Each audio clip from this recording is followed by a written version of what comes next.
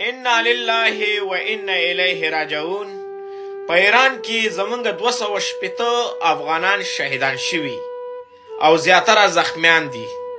الله تعالی دې شهیدانو ته جنت الفردوس په نصیب کړي او زخمیانو ته دې الله تعالی شفا ورکړي.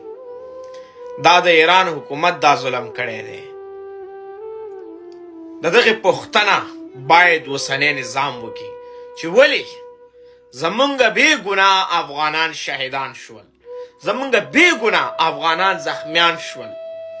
په دغې بارډر باندې خو د نورو ملکونو والا هم تیریږي، دومره ظلم ورسره نه کیږي. ولې ایران موږ افغانانو سره دومره ظلم کوي؟